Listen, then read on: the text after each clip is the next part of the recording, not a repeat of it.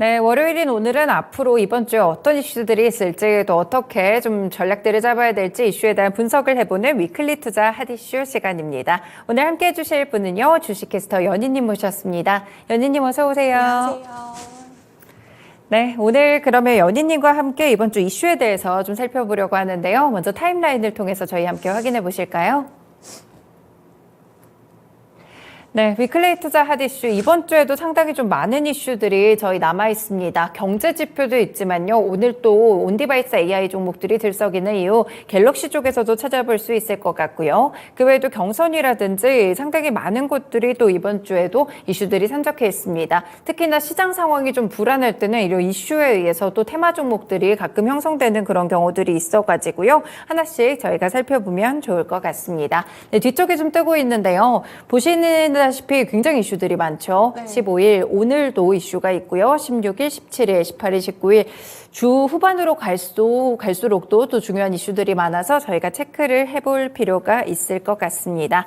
그러면 오늘 첫 번째 이슈로 어디부터 좀 살펴봐야 될지 일단 다보스 포럼 그리고 미국의 공화당 경선들이 있는데 어떤 이슈부터 좀 살펴볼까요? 네, 오늘 일정은 간단하게 말씀드리면 말씀해주신 것처럼 15일부터 19일까지 세계 경제 포럼, 다보스 포럼이 이루어질 예정이고요. 네. 이제 오늘부터 현재 시각으로 미국에서 공화당 경선이 이제 진행이 됩니다. 첫 네. 선이죠. 그래서 아이오와주에서 이제 첫 선거지가 시작이 될 텐데 지금 트럼프냐 아니면 헤일리가 추격하느냐에 따라서 많은 관심이 또 쏠려 있고요. 근데 또 지금 얘기가 나오고 있는 거는 날씨가 굉장히 큰 변수라고 합니다. 네. 지금 이쪽 지역이 영하 40도래요. 그래가지고 이제 선거에 어떻게 영향을 미칠지 또 취소가 되는 경우도 있어서 좀 지켜봐야 될 것 같고요. 네. 15일 일정은 이렇게 좀 간단하게 말씀을 드리고 이제 16일 내일 일정을 하나 말씀드리도록 할게요. 네. 16일에는 이제 국내 1호 디지털 치료기기인 솜지가 정식으로 처방될 예정입니다. 우리가 기존에는 우울증이라던가 불면증이라던가 자폐증, ADHD 이런 질환들이 보통은 정신과적인 영역으로 많이 구분이 되면서 보통은 상담 치료라든지 아니면 약물 치료로 많이 진행이 됐었잖아요. 네. 최근에는 이런 질환들이 디지털 치료제를 통해서 약간의 치료 효과가 입증되고 있다라는 임상 시험들이 발표가 되고 있고 어쨌든 약물 치료를 사용하지 않기 때문에 디지털 치료 기기다 보니까 약물 치료보다 부작용이 현저하게 낮고요. 또 이제 시간도 단축시킬 수 있어서 미국 같은 경우에는 지금 2020년부터 디지털 치료제를 좀 적극적으로 처방을 하고 있는 추세입니다. 네. 그리고 이제 국내에서도 작년에 국내 최초로 이제 식약처의 인증을 받았던 제품이 있는데요. 바로 이제 불면증 치료제인 솜즈라는 이제 어플리케이션이라고 보시면 되겠습니다. 네. 이 솜즈 같은 경우에는 말 그대로 디지털 치료 기기인데요. 이제 식약처 승인을 작년 2월에 받고 지금 한 11개월 정도가 지났잖아요. 네. 꽤 오랜 시간 동안 약간 이제 공백기가 있었는데 그 기간 동안 이 치료제를 시장에 좀 상용화하기 위해서 여러 가지 규제라던가 아니면은 추가적인 안전성이라던가 유효성에 대한 심사를 좀 거치는 기간이 있었다고 보시면 될 것 같고요. 이제 본격적으로 내일부터 디지털 치료기기 처방이 가능해졌는데요. 네. 지금은 이제 대형 병원, 이제 대학병원을 좀 시작으로 진행이 되다가 추후에는 1차 의료기관까지 약간의 처방이 확대될 예정이라고 합니다. 그래서 이제 디지털 치료기기를 처방받게 되면 어떻게 이루어지는지 궁금하실 것 같은데요. 네. 디지털 치료기기로 이제 불면증 처방을 받게 되면 한 6주에서 9주 동안 이 어플리케이션으로 집에서 치료를 받게 돼요. 그래서 네. 맞춤형으로 교육 프로그램을 좀 우리가 받아보면서 네. 피드백도 받고 나의 일지도 쓰면서 이제 맞춤형으로 치료가 좀 진행이 되게 되는데요. 솜지 같은 경우에는 비급여다 보니까 한 20에서 25만 원 정도가 이제 비용이 든다고 해요. 이게 25만 원이 약간은 좀 부담스러운 비용일 수도 있겠지만 우리가 기본적으로 불면증 치료를 치료받을 때 여러 가지 인지 행동에 대한 여러 가지 치료를 받게 되거든요. 네네. 거기에 대해서부터 인지 행동에 대한 치료부터 약물 치료까지 한 50에서 60만 원 정도가 기존에는 들었다고 해요. 하지만 이제 디지털 치료기기로 치료를 받게 되면 20만 원 수준으로 병원비가 단축이 될 수가 있게 되고 또 시간도 단축될 수 있기 때문에 이런 부분들이 좀 이제 긍정적으로 작용할 수 있겠다라는 생각이 들고요.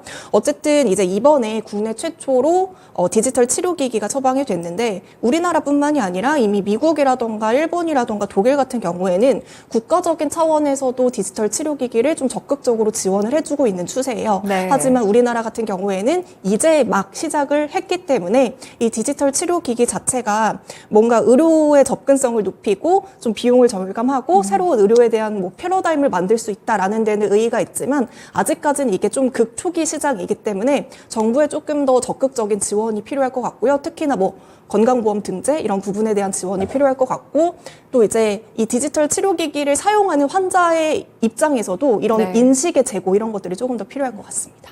네, 일단은 디지털 치료기기 국내 1호로 솜제가 정식 처방을 하게 된다는 점까지 일단 내일 일정으로 체크를 해보시면 좋을 것 같고요. 사실 우리 또 시청자분들이 뭐 저희보다 더 잘 아시는 경우도 있는 것 같은데 지금 보니까 내일 이제 청약 일정들이 좀 많이 있는 것 같아요. 이 우진은택이나 HBA 인베스트먼트 공모 청약에 또 들어가게 되는데 네. 이 종목들도 같이 소개해 주시죠. 네, 이제 16일이랑 17일에는 공모 청약 일정이 약간 몰려 있어요. 네. 지금 16일에 두 종목이 있고 17일에도 두 종목이 있기 때문에 이렇게 공모주 일정들이 약간 몰려 있으면 또 비례배정까지 생각하시는 분들은 어느 종목에 약간 조금 더 그쵸. 투자를 해야 될지 굉장히 많이 좀 고민이 되실 것 같은데요. 네. 지금 4개의 종목을 다 이제 체크해 보기엔 약간 시간이 모자라니까 이 4개 기업 중에서 그래도 지금 주목을 먹고 있는 두 종목이 우진엔텍이랑 현대힘스로 꼽을 수 있을 것 같아요.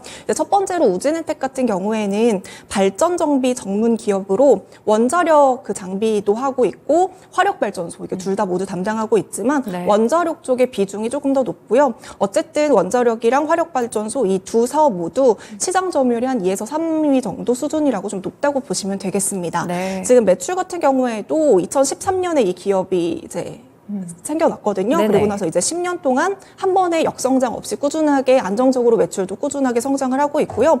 그리고 이제 앞으로의 미래 먹거리는 원전 해체 쪽에서 이제 먹거리를 찾겠다라고 이야기를 하고 있습니다. 네. 하지만 이제 지금 당장은 원전 해체가 먹거리 수익이 나오고 있는 부분이 아니라 미래의 기대감이라는 점도 좀 알아주셔야 될 것 같고요. 이제 우진엔텍 같은 경우에는 희망 공모가가 한 4,300원에서 4,900원 수준이고 아마 네. 이제 오늘 정도면 이제 공모가 확정이 될 것 같고요. 시총 같은 경우에도 450억 원 수준으로 굉장히 좀 가벼운 종목입니다. 그래서 이런 시총이 가볍기 때문에 따따블에 대한 기대감도 높은 부분이 있는 것 같고요. 이제 상장 당일의 유통 가능 물량 비중도 18% 수준으로 낮기 때문에 네. 이런 부분에 있어서 지금 우진엔텍에 대한 따따블 기대감이 좀 높아지고 있는 것 같고요. 이제 두 번째로 현대힘스 같은 경우에는 HD 현대그룹 소속의 조선 기자재 업체입니다. 그래서 네. 선박 곡블록을 좀 생산을 하고 있는 부분인데요. 지금 매출의 90% 이상이 HD 현대중공업이랑 현대사무중공업 이쪽에서 나오고 있는데 최근에 이제 조선업에 대한 호황 이야기가 나오고 있잖아요. 네, 왜냐면은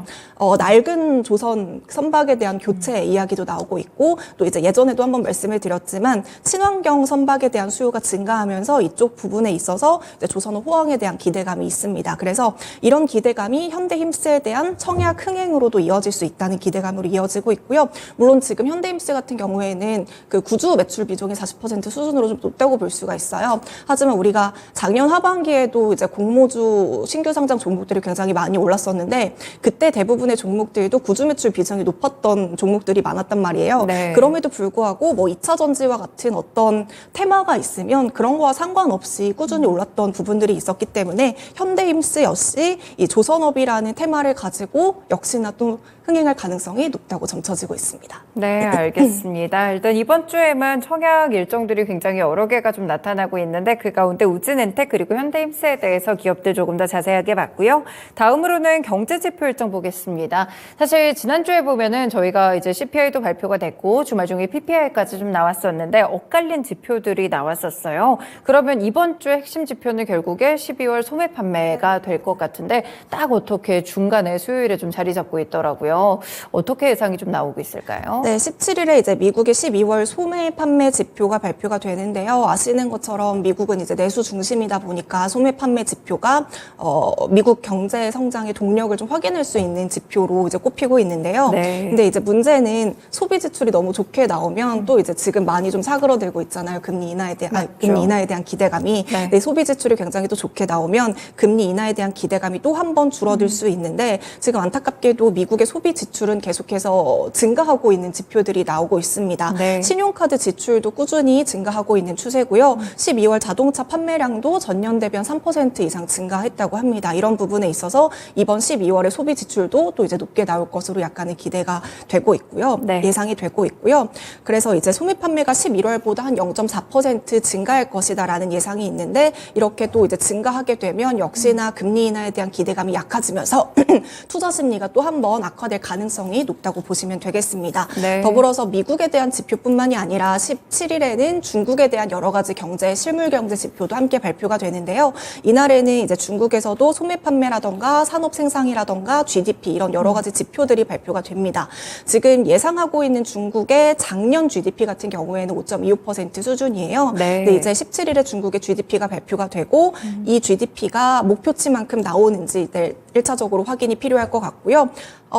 사실은 이제 GDP가 작년 건이가 이미 지난 이야기고 이제 올해가 훨씬 맞죠. 더 중요할 것 같은데요. 네. 올해 같은 경우에는 중국의 GDP가 4.4%로 좀 둔화할 것이다라고 예상을 하고 있어요. 이제 아무래도 가장 큰 포인트는 부동산을 꼽을 수가 있을 것 같은데 지금 또 한 번 중주그룹이 이제 파산을 했잖아요. 이렇게 부동산 위기에 대한 확산이 우려가 좀 커지고 있는 상황이 약간은 좀 아쉬운 포인트라고 할 수가 있고 이런 상황에서 지금 중국에 대한 외국인 투자도 계속해서 이탈하고 있고 불확실성이 많기 때문에 17일에 미국과 중국에 대한 여러 가지 경제 지표를 잘 체크해 주셔야 될 것 같습니다. 네, 알겠습니다. 경제 지표에 대한 이야기까지 함께 나눠봤습니다. 이날 또 보니까요, 지금 상당히 테마 종목들이 많이 움직이고 있는데 온디바이스 AI에 대한 기대감이 이날 구체화가 될 것 같아요. 갤럭시 S24가 이제 공개가 임박이 됐는데 여기에 지금 제일 특징적인 점이 이 스마트폰에 AI가 탑재된다는 점이잖아요. 여기에 대한 행사들 어떤 기능들이 있을지 좀 미리 공개가 됐을까요? 네, 이제 이번에 출시되는 갤럭시 S24 이 시리즈에 온디바이스 AI가 탑재된다 이 얘기는 뭐 작년부터 계속 나왔었던 이야기고요. 네. 이미 알려져 있는 대부분의 공식적으로 알려져 있는 기능은 실시간 통역 통화 기능입니다.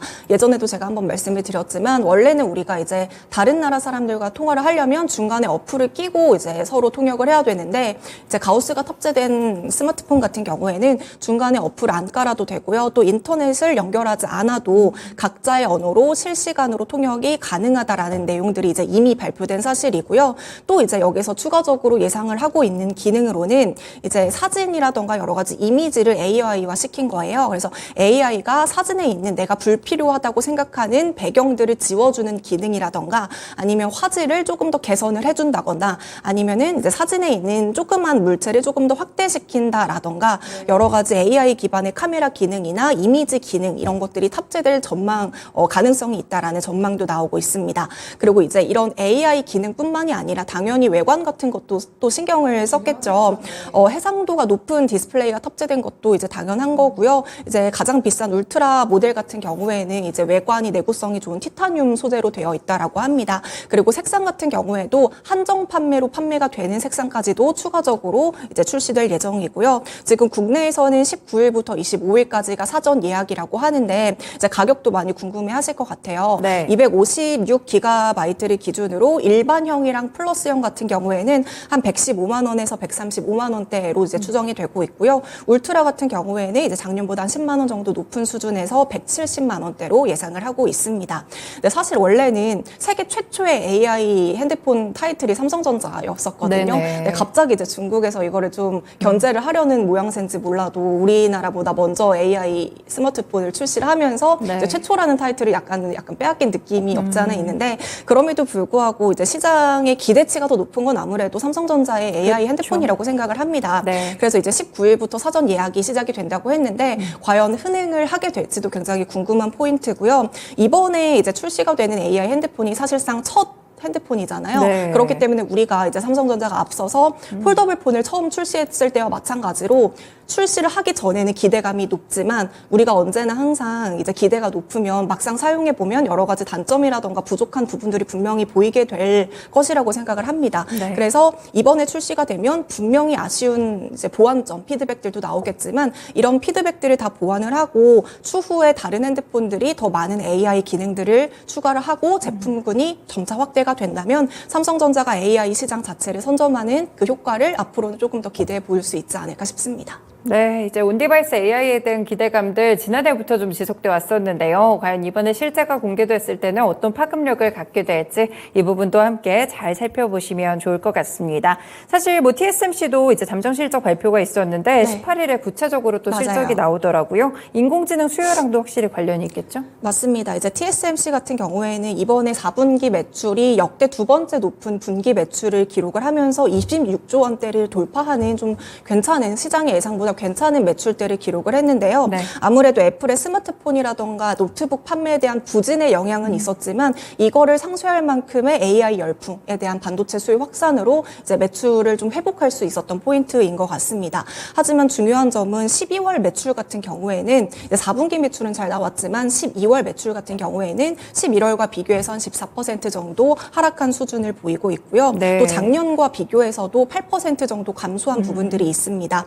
그래서 지금 내년의 전망에 대해서도 약간은 좀 우려하는 시선들이 있는데요. 이제 18일에 구체적인 실적 추정치라던가 이제 올해 어떻게 이제 흘러가게 될지 이런 포인트들이 이제 구체적으로 나오게 될 텐데 만약에 글로벌 반도체 산업 동향이 이날에 좀 긍정적으로 발표가 된다면 최근에 이제 삼성전자가 발표가 되고 실적이 발표가 되고 반도체주가 약간은 조금 부진했던 모습들이 있었잖아요. 하지만 이날에 이제 올해 반도체 동향에 대한 좀 긍정적인 흐름 전망들이 나오게 된다면 다시 반도체주의 상승 모멘텀이 될 수 있지 않을까 싶습니다. 네, 알겠습니다. TSMC 실적까지 확인해 보시면 좋을 것 같고요. 이번 주 신제품들이 좀 많이 나오네요. 지금 애플에서도 계속 비전 프로에 대한 이야기들이 나오고 있는데 이미 뭐 이번에 또 새롭게 나오는 기기인 만큼 기대감도 높고요. 굉장히 잘 팔릴 것이다 이런 전망들도 있더라고요. 이 이슈는 어떻게 체크해 볼까요? 이 비전 프로에 대한 이야기는 뭐 예전부터 계속 나오고 있었던 건데 이제 어찌 됐건 가장 중요한 거는 애플에서 새로운 카테고리로 만드는 출시하는 제품이다라는 데 네. 조금 더 의의가 있는 것 같고요. 사실 지금 애플 같은 경우에는 시총 1위를 마이크로소프트에게 넘겨주기도 했고 지금 중국 쪽에서 스마트폰이 잘 안 팔리기도 하고 또 여러 가지 위험 요소들이 있는 것 같아요. 삼성전자도 이제 곧 AI 핸드폰을 출시가 되고 그럼 또 이제 지각 변동이 생길 수도 있는 부분이잖아요. 그렇죠. 네. 그래서 지금 애플에서는 비전 프로가 다시 애플을 성장을 동력을 시켜줄 그런 포인트가 되느냐 이런 부분에 대한 기대감도 굉장히 높게 나오고 있는데요. 비전 프로 같은 경우에는 다들 알고 계시겠지만 이렇게 헤드셋처럼 쓰는 거예요. 그래서 맞아요. 영생이라던가 뭐 이제 사운드 이런 거에 조금 더 특화됐다라고 생각을 해주시면 될 것 같은데요. 가격 같은 경우가 256GB를 기준으로 461만 원입니다. 이게 그러면 잘 팔릴 것이냐에 대한 부분들은 물론 이제 겪어봐야 아는 거겠지만 제가 개인적으로 생각을 하기에는 일단 첫 번째로는 가격대가 너무나도 비싸다라는 부분이 약간의 진입장벽이 높지 않을까라는 생각을 하고 있고요. 그리고 이런 전자기기들이 어찌됐건 좀 휴대성이라던가 이런 게 좀 좋아야 될 텐데 이런 것들은 그냥 가방에 쑥 놓으면 되고 에어팟 같은 경우에도 편리하잖아요. 근데 굳이 이거를 우리가 이제 가방에다 넣어 다니면서 사용을 할 수 있을까라는 아직까지 좀 의구심이 있고요. 물론 이런 VR이라던가 XR이라던가 시간이 조금 더 지나면 미래의 먹거리로 분명히 자리 잡을 수는 있겠습니다만 이게 당장에 막 너무나도 잘 팔려서 애플의 실적을 막 견인하기에는 아직은 조금 애매한 수준이 있고 사실상 사람들의 인식 자체도 이게 너무 필요하다 이런 부분들은 아니고 네, 그런 부분들이 있기 때문에 지금 기대감이 높은 건 맞지만 이게 막 애플의 지금 당장의 실적을 막 이렇게 상승시켜주기에는 조금의 시간이 필요하지 않을까라는 생각을 합니다. 네, 또 애플이라는 기업을 좋아해서 이렇게 애플 관련 제품들을 꼭 구매하시는 분들이 있으니까요. 저희는 후기를 참고해서 네. 이에 대한 반응도 함께 연결해서 들어보겠습니다. 네, 이렇게 한 주간의 이슈들 저희가 함께 체크해봤는데요. 그러면은 이번 주에 있을 정부 정책 이슈 어떤 거 보면 좋을까요? 네, 이제 이번 주 2부에는 이제 주택담보대출도 대환대출이 가능하다라는 건데요. 네. 이건 사실 지난주부터 실시가 됐습니다. 네. 우리가 작년에도 제가 대환대출이 이제 신용대출이 시작이 된다라는 부분들이 재테크 시간에 잠깐 말씀을 드렸는데요. 이게 계속해서 확대가 되고 있다. 이제 정부에서도 확대를 시킬 예정이다라고 그 당시에도 말씀을 드렸습니다. 그리고 이제 본격적으로 지난주 9일부터 주택담보대출에 대한 대환대출이 시작이 됐는데요.